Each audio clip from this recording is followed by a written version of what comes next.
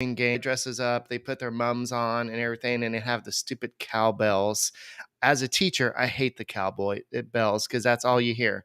But Hunter Brown, he had a homecoming today, and had a lot of fanfare, and it had a lot of Tigers fans rooting for the Astros. And we'll talk about this and who homered in this game and what's going on with Justin Verlander. We'll talk about this and more on this edition of the Locked On Astros podcast.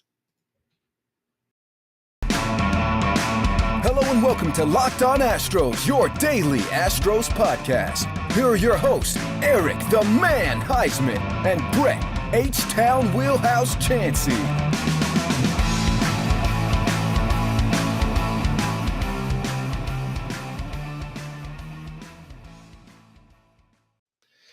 We are Locked On Houston Astros, and we hope that you join us for a daily Locked On Astros podcast. My name is Eric Huysman. You can find me on Twitter at Eric Talks Stros. Find the show at Locked On Astros, your team every day.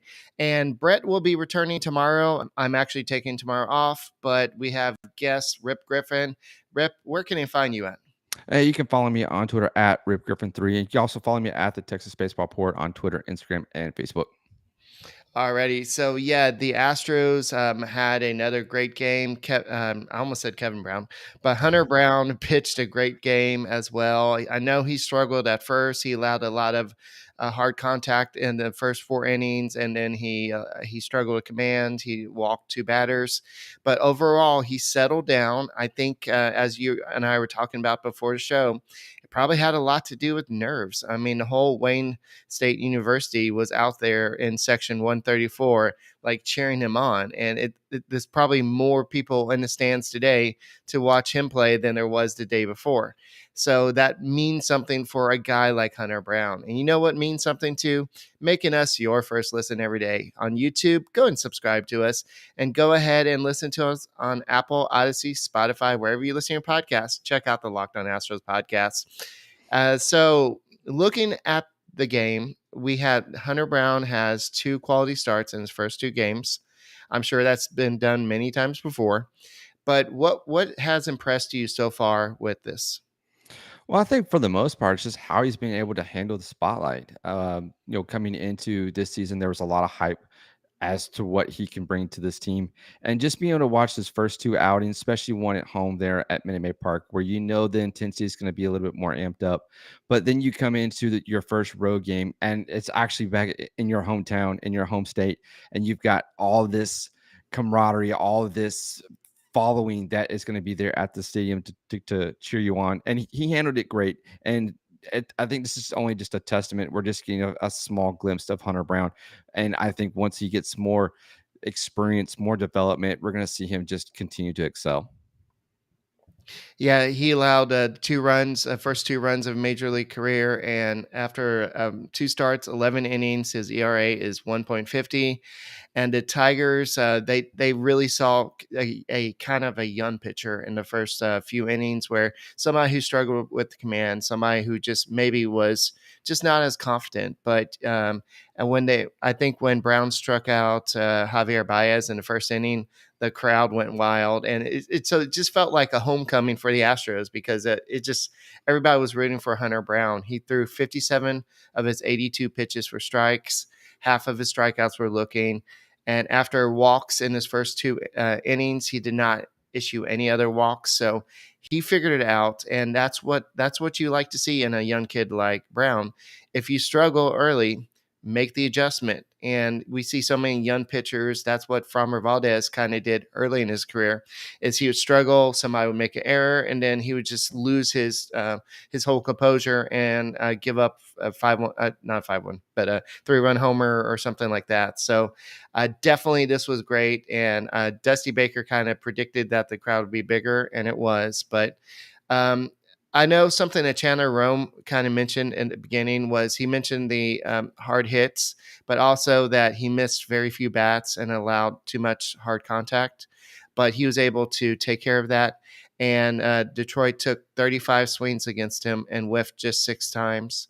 The Tigers averaged 96 miles per hour on the 15 balls they struck in play. Somehow they just finished with 5 hits. So Hunter Brown was just good enough to just get it done. And it's just so impressive that the Astros have another emerging ace on this team. I don't want to go too far, but he's looking pretty good. So any closing thoughts on Hunter Brown? Yeah, it's just the sky's the limit. Just continue to develop for him, and we're gonna see him blossom more into that number one, number two starter here in the future. But he's doing phenomenal in his first two starts with the Astros. Yes. So the Tigers loaded up on left-handed hitters and a switch hitter in the lineup today, and they thought that that would help. But it may have helped earlier, but I think the Hunter Brown was just doing a great job, just adjusting, and that's what baseball is. It's about making an adjustment to making sure that you have the right pitches, the right mindset out there as well as looking for. So speaking of having the right mindset, Alvarez is out there in left field again, and a lot of people say, well, he's probably not a very good left-handed left fielder because he's a DH. But I believe he's played 15 out of his last 30 games in left field because since the trade deadline, and so I think the Astros are definitely looking at him as a possibility in the playoffs to play left field. If somebody doesn't really emerge otherwise. I mean, Aledmys Diaz can play left field, and you can have Chas McCormick and somebody else play center field. But if you have Alvarez in outfield and he's making great plays, that opens up DH for somebody like Mancini. I know he hasn't hit as good as we like, but he still has potential for a home run in the playoffs. Oh yeah, for sure. I think once Mancini starts getting that opportunity to be in the postseason and get that postseason experience, I know he was a part of it with the Orioles back in I think 2016, but still, I mean, you got to give a lot of credit to Yordan Alvarez, who's got quite a few defensive run saves this year out of left field. So that's definitely a positive going into the postseason because he'll have the pitchers back that he can save those runs, so that kind of helps the pitcher kind of continue to do what he needs to do. The offense still can get going as well. So but having Alvarez in the outfield is great. Goes to show too that how he's feeling. He looks like he's feeling healthy again, so it's definitely a good positive as we get closer into October. Yeah, that's why a lot of people were saying, well, we need to sit Alvarez, let him kind of recover from his hand injury. And that was something that Baker and Astros were not even considering because, yeah, what if you shut him down for a week and a half or something, put him on IL or something? Then he's going to have to kind of rediscover everything. So now he's starting to rediscover it quicker. And now he may be going on a little hot streak that gets him ready for the playoffs. And we know how much he carried the Astros last year. And in today's game, he had 2 hits, and one of those was a home run, his 33rd of the season. I don't think he's going to catch Aaron Judge. Aaron Judge had 2 home runs tonight. I believe he's at 57 or 58 home runs on the season. But overall, I don't care about MVP for Alvarez. I care about him being healthy and ready for October. And speaking of being healthy,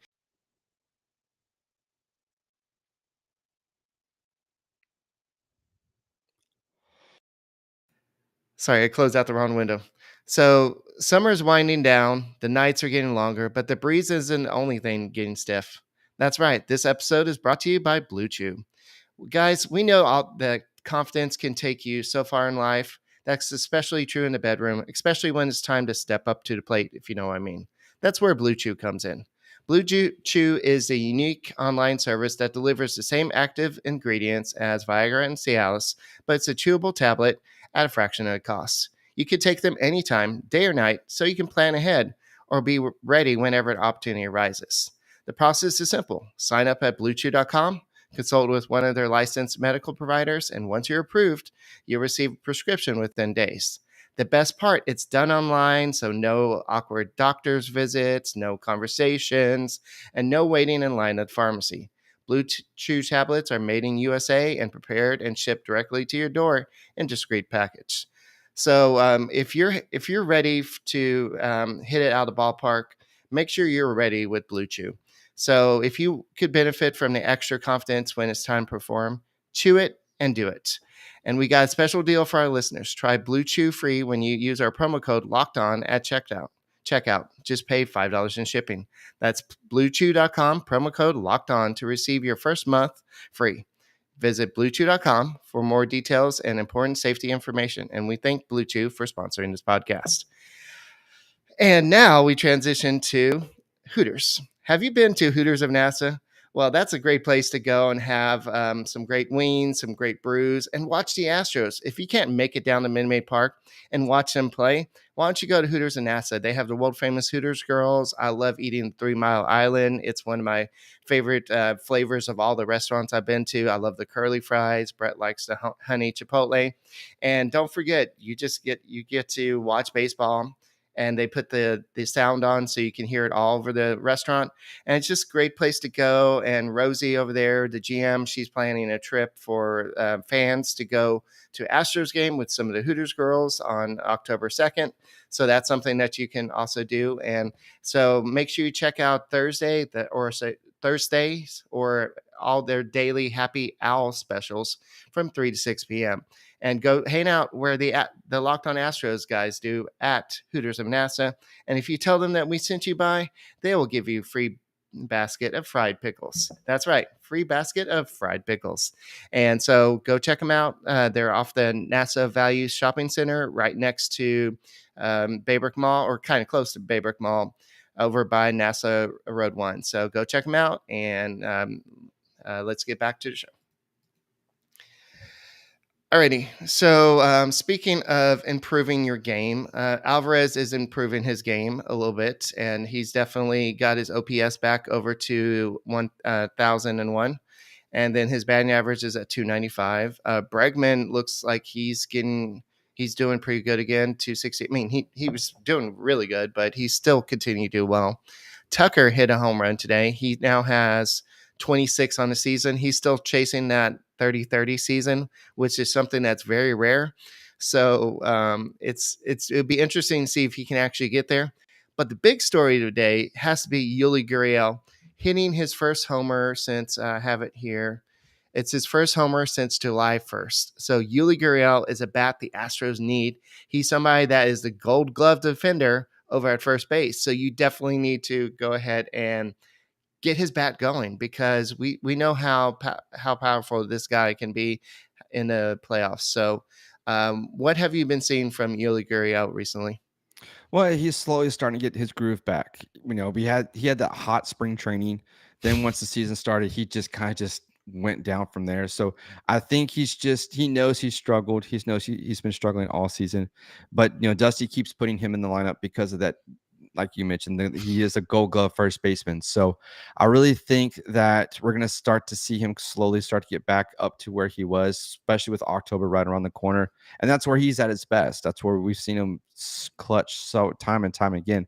So it's going to be great to see. Hopefully he just keep doing what he's doing. I mean, that's all he can do right now. But good things from Yuli's. Everything's looking up for him. Yeah, there's some minor transactions today, and Aledmys Diaz is coming back. We predicted that on last night's show, but there's a whole lot of moving parts to get him on the roster.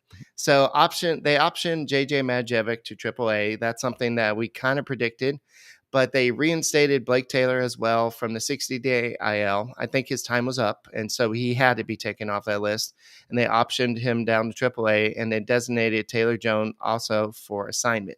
So Taylor Jones, your time with the Astros was great. We had a few good moments, but unfortunately, it just seems like the Astros just didn't really have any need for him anymore. He does play first base. He does play in the outfield, but you have people like David Hensley stepping up, and you have some other guys stepping up recently. So I don't think that they see a big need for Taylor Jones anymore. So they needed the space on the roster. So that's what they decided to do.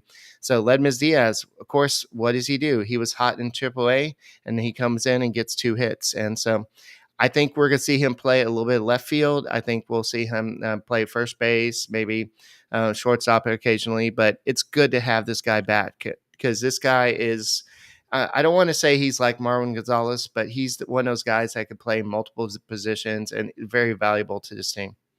Yeah, definitely. Especially, we're going to talk about October a lot, because we're going to need Aledmys Diaz, and we're going to need him at his multiple positions that he's capable of playing. So definitely left field for sure. We'll give Yordan a break.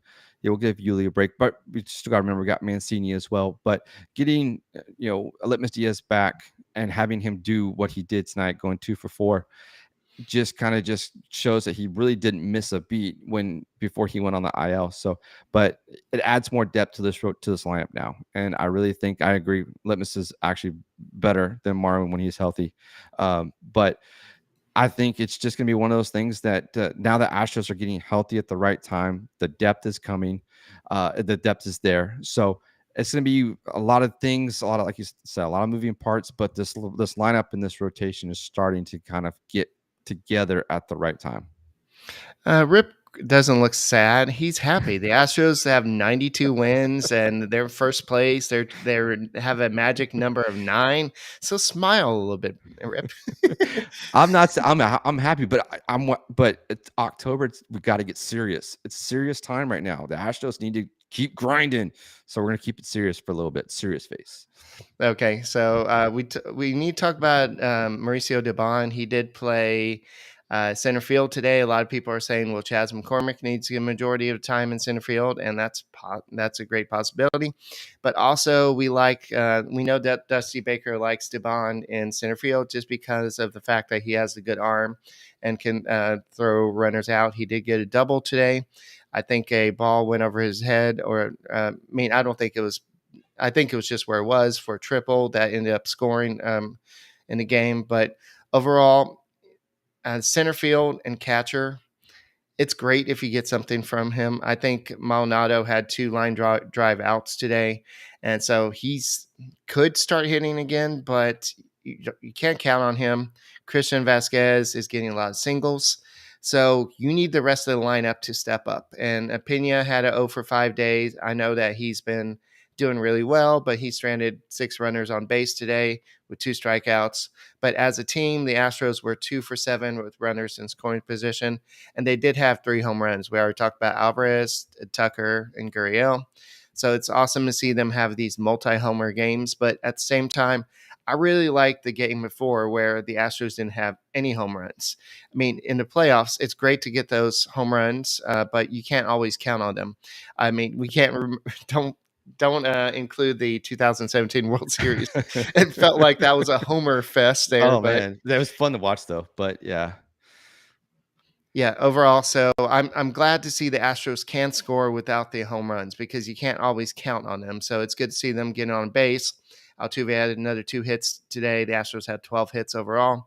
And the main thing is they're getting the job done. Could they have scored more runs? Sure. They could have scored a lot more runs. Could the Tigers have gotten a lot more hits off Hunter Brown? Sure. He was a little bit more hittable early in the game, but then he settled down and kind of went in cruise control the last 2 innings. But this kid is just showing us that he can be the next great pitcher for the Astros. And also he's showing that he can be somebody who can help us in the playoffs. So what do you see his role in in the playoffs? It's going to be interesting to see how everything just kind of plans out. I don't know. It's how everything kind of tends to take shape with the roster and with everything. You kind of go with your best, and it's gonna be hard. It's gonna be interesting to see what Dusty does because I really think that this lineup at any point 1 through 9 can get the timely hits. We're seeing multiple hits come these last few games, which is good to see. So it's gonna be interesting. It kind of just depends on what Dusty decides to do with them, but it'll be fun to watch either way. Unfortunately, Brett says that his slider reminds him of Kevin Brown.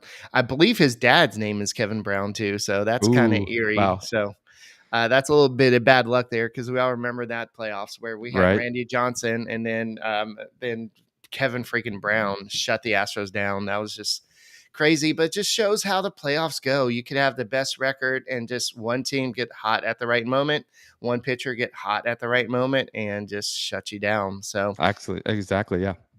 yeah, so definitely. So looking towards tomorrow's game, who's on the mound?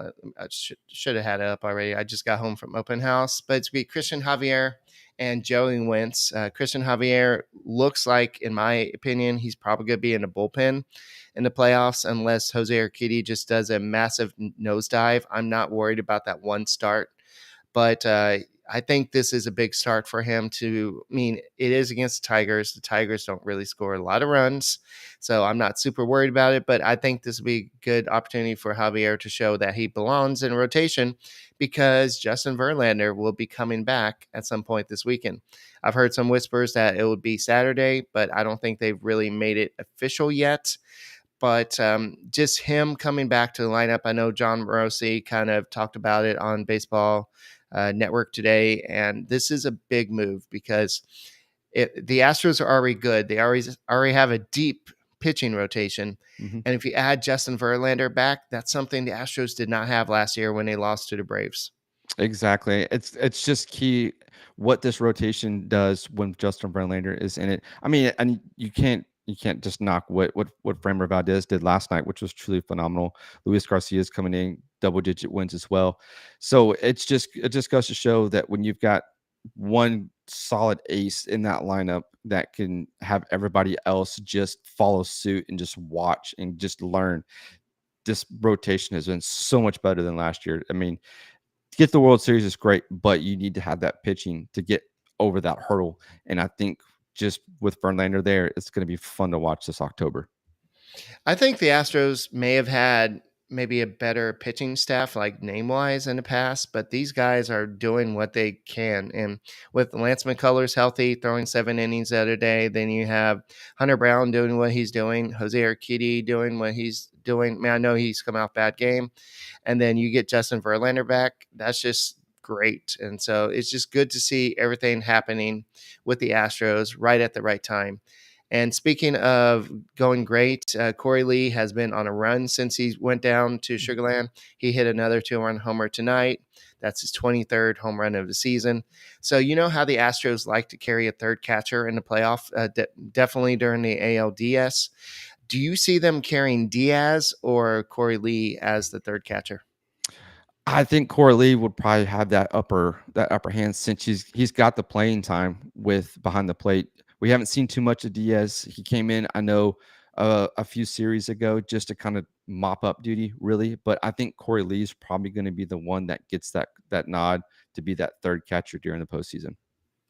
Yeah, so I think the Astros may be letting him play it out till the season's over down there. Then they'll go ahead and say, okay, well, let's bring him up because I don't think they're going to bring him up. Like, I mean, I think they have to get him into some regular season games before the playoffs. So we'll see what happens there. But it's good to see Corey Lee hitting pretty well. And unfortunately, not Blake Taylor, but Taylor Jones was DFA'd like we talked about earlier.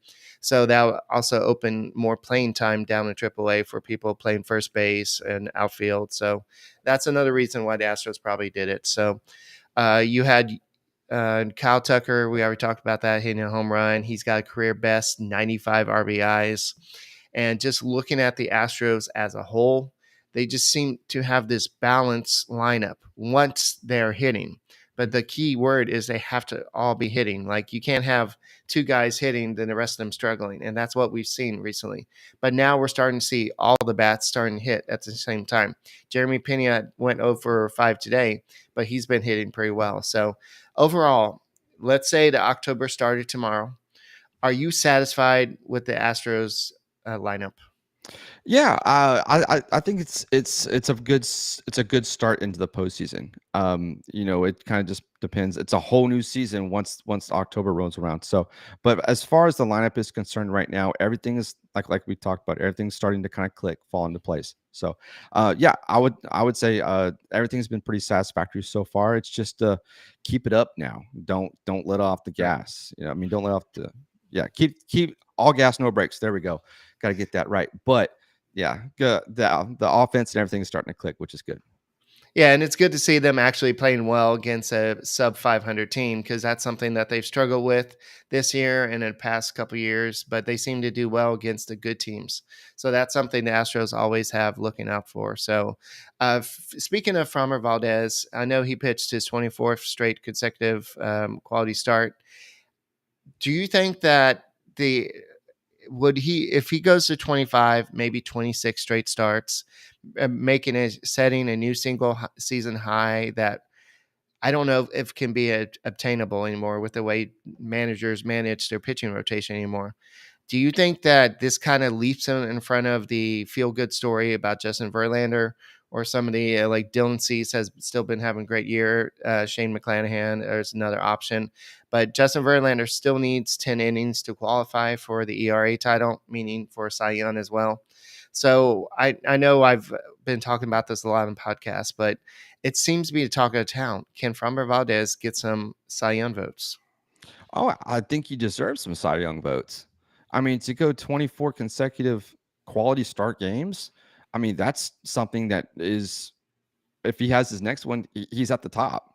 And that's hard to do, and especially with in this age of baseball, in this type of baseball, where pitchers go 4, 5, maybe 6 innings. Sometimes they get a no decision. It just kind of depends. You've got the opener starting now, but I really think what he's been able to do, especially from last year to carry over into this year, he definitely deserves some Cy Young votes. It's just you can't not ignore the fact of what he's been able to do this season as far as his quality starts and the way he gets outs and ground balls. I mean, Framber does it all. He has fun doing it. I really think he needs some Cy Young votes too. Not to take away from Justin Verlander, but I think Verlander would even give him some votes.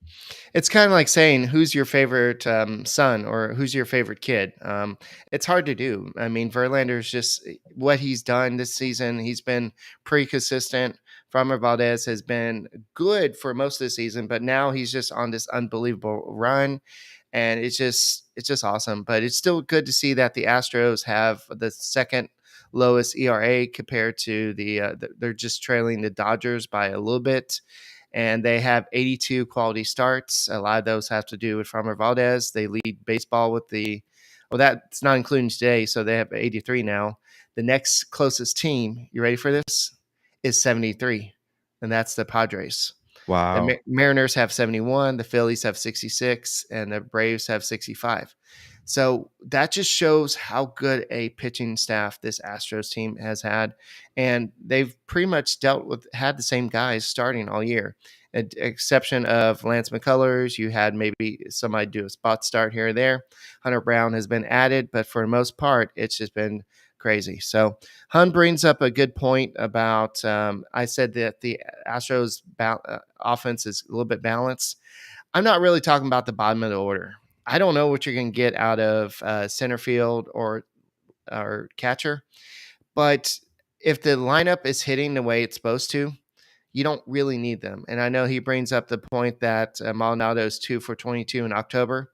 He's not there for the offense. Yeah. He's there to help you defensively. And because in a game like that, a pass ball could be a difference between winning or losing a playoff game, winning or losing the series. So that's why Maldonado's behind the plate. And that's why you go out and get somebody like Christian Vasquez who can hit, but who also can play great defense as well.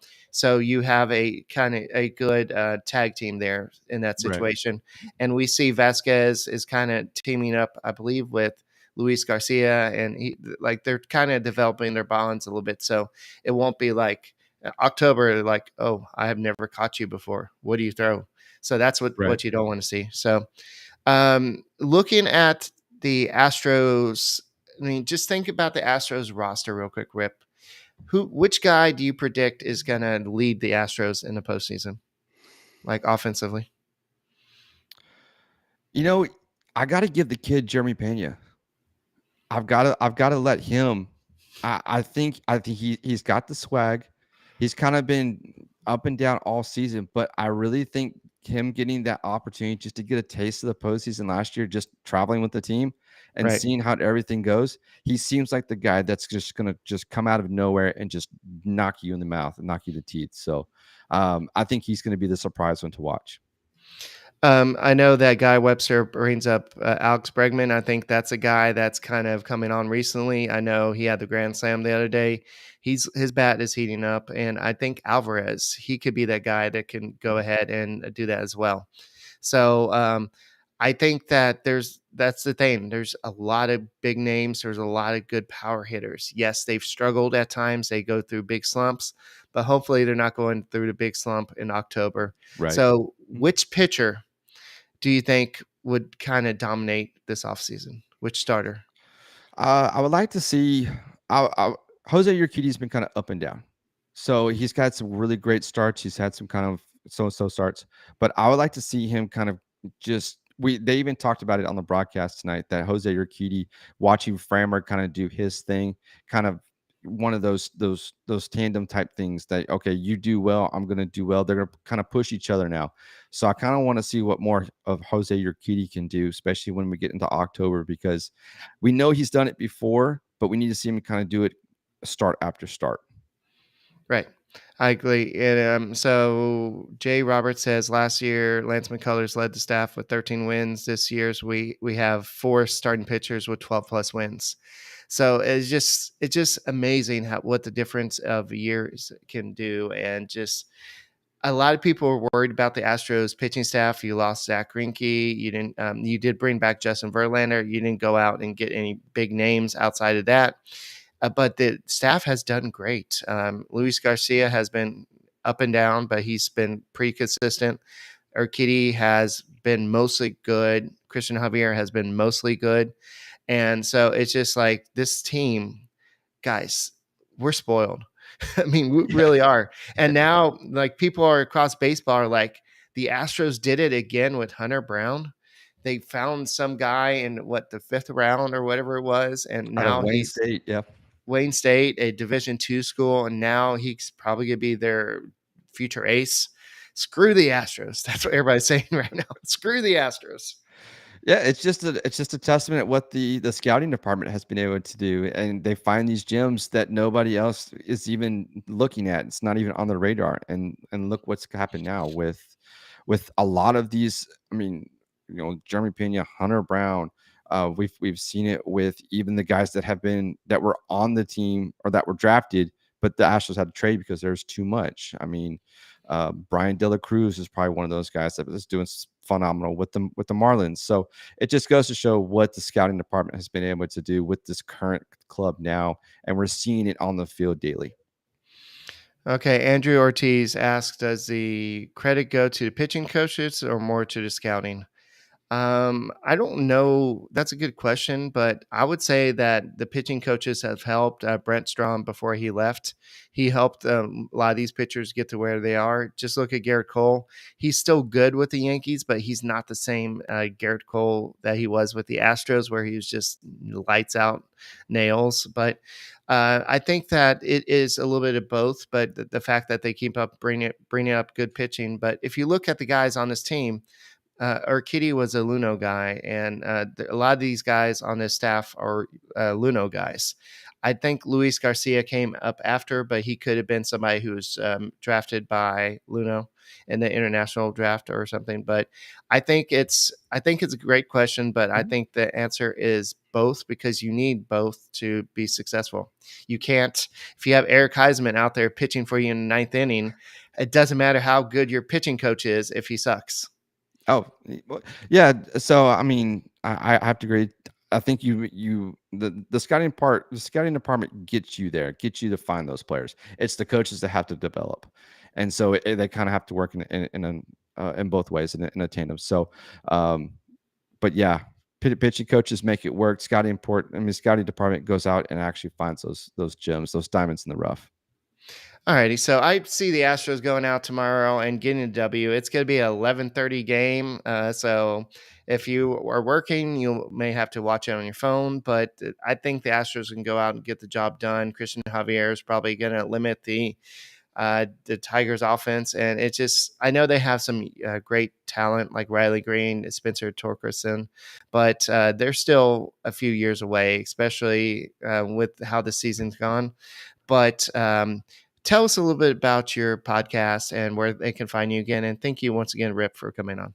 Yeah, absolutely. Always got to come on with you guys, talk Astros baseball as we get closer to October. But you can find me on Twitter at Rip Griffin 3. I am the founder of the Texas Baseball Report, covering all things Texas baseball from high school to the pros. So you can find me there at Texas Baseball Report on Twitter, Instagram, and Facebook. And we do have articles at the TexasBaseballReport.com.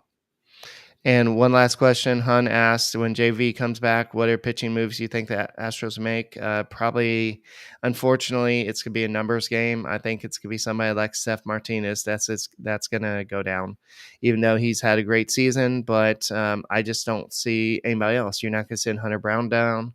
You're not going to send Will Smith down. You're not going to send Phil Maton down. So you're going to send probably the last guy that came up. Well, not the last guy, but one of the last guys who's not named Hunter Brown down.